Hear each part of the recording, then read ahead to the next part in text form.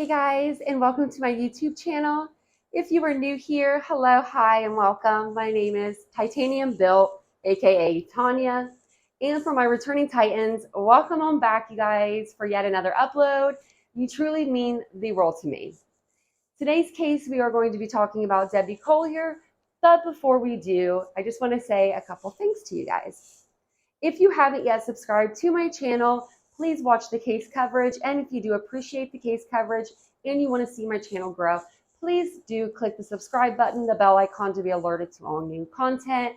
And go ahead and give me a big thumbs up to get my video out into the algorithm. Because I know a lot of other creators are not talking about the Debbie case as much as they should be talking about it. Also, today marks 4 more days until I get my eyewear off my eye, and I could not be any happier about that. So just wanted to give you a little bit of lighthearted news before we get into something a lot more serious. The Debbie Collier case, and this is going to be what we're going to go over today. We're going to go over the Debbie Collier case and the timeline, and this is how it all plays out. So on September 9th, Amanda and Debbie were seen together having dinner and running errands. At 9 p.m. the same evening, Debbie said goodnight and was last seen by her husband, Stephen, just before bed, where he went to sleep separately from her because he snores.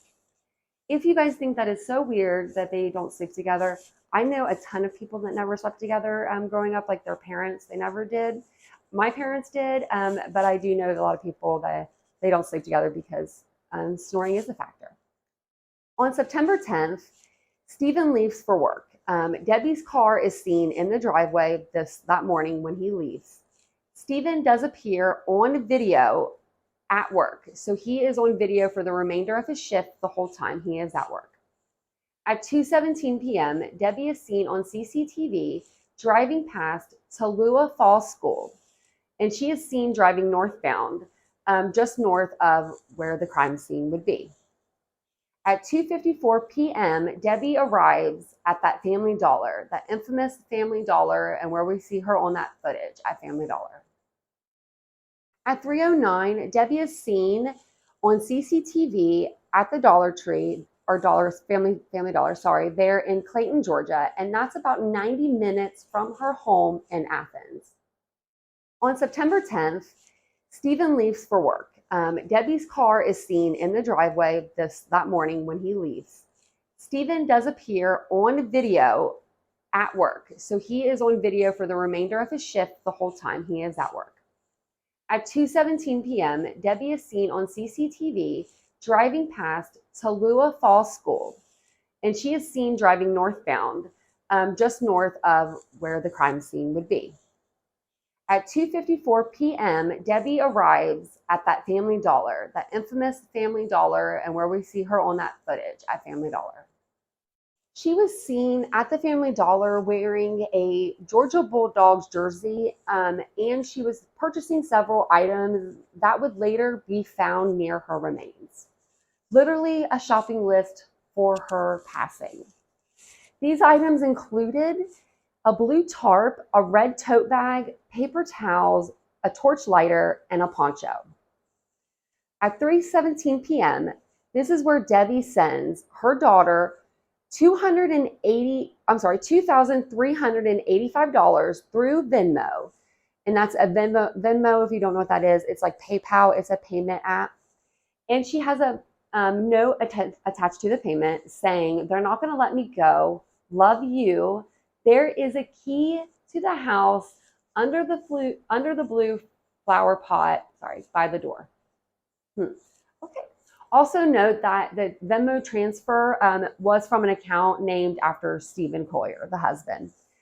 Investigators confirmed that Amanda did receive the money, so just note that. After this, that's when Debbie's phone was turned off. At 4:06 p.m., Stephen Collier is seen leaving work on cameras. At 5 p.m., an officer that is driving, who's just patrolling around, he finds what actually is later to be Debbie's vehicle, pulled off in a spot that leads to an old logging company, or a logging road, and it's directly off of Georgia northbound, prior to Victory Lane Road. Victory Home Lane. Lots of stuff to take in, guys. I know, I'm sorry. It's a big timeline. So at 4:06 p.m., this is when Stephen Collier, he leaves work, and he is seen doing so by the cameras, and that is at 4:06 p.m.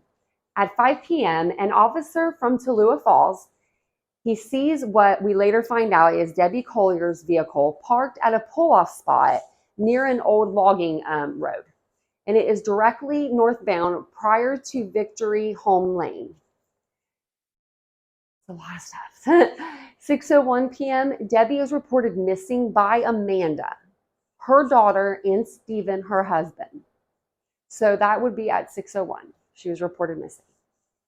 At 6:06, that's when police are dispatched to the home, and that's when the investigation kind of starts from there. At 12:28 p.m., Sergeant Ethan Neal was notified by 911 dispatch that a caller from the Sirius XM service, like the satellite service, had been pinging Debbie's vehicle in an attempt to locate her, and informed him that the vehicle believed to have been stopped or pulled over in the area of Georgia northbound in the area of Victory Home Lane. We're hearing that again, remember. This is when Athens and Clark County, they advised Debbie's daughter that the vehicle had been pinged by Sirius XM, and provided her with the approximate location of the latest ping. At 12:44, officers arrived on scene and confirmed it was Debbie's vehicle. So that's when they had found her vehicle. They had found it using XM Sirius satellite radio, of all things. Technology, right? So then at 1:30 p.m., Debbie's daughter, Amanda, so she arrives on scene and is in hysterics because she is screaming that that is her mother's vehicle. Couldn't imagine that. And then this is where they were going to find her belongings, and this is how it was located. So they found all of her belongings with the vehicle, and this is how it was presented. September 14th, it's a big timeline, guys, so I hope you're writing this down. September 14th at 11:10 a.m., Georgia's search warrant, they brought out a search warrant at the home of Debbie and Amanda and her live-in boyfriend, Andrew. On September 14th at 11:10 a.m., those police officers, those Hagley police guys, they served a search warrant at the home of Debbie's daughter, Amanda, and her live-in boyfriend, Andrew. And at 5:30 that day, the authorities were complete and they left. That's kind of where we are at this point with our timeline. So on September 30th, though, they did have a press release conference which confirmed the following things. So this is going to be a lot, guys. No, it's not that much, but it is a lot. They did confirm that Amanda received the Venmo transfer. They confirmed that Debbie's phone was at the crime scene. They did confirm that nobody, including her family, has been ruled out in this case. It's confirmed that they don't have anybody as a person of interest in this case. It's confirmed that they have received the phone data, from the phones and everything in order for them to trace back and trace things that they needed to in this case. It is confirmed that her purse was at the crime scene. It is confirmed that Amanda spoke to her mother on the phone on September 10th in the afternoon, and I'm sure that's confirmed by phone records. It is confirmed that Amanda said, and she stated this in an interview, that her mother was going to the Family Dollar in order to buy cleaning supplies to clean up her apartment in Georgia. Okay, so that's where she was going to get some cleaning supplies. Those aren't cleaning supplies, and we'll go into that in my next video. But that's all that we really know, and I really wanted to just do like a timeline in this video just to get a timeline kind of going for this case. But that's all we know.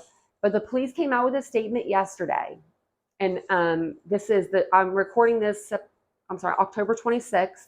So this would have been on the 25th, I believe, that they came out with a statement yesterday insinuating that maybe, just maybe, right? And you think about this, so she might have done this to herself. She wasn't even found with her vehicle. So, and she was naked and she was burnt, amongst other things. So, what do you think about the case? What do you think about this case, like overall? Do you think that she could have done this to herself? Do you think that's possible? And if you do think that she could have, why? What are your reasons behind it?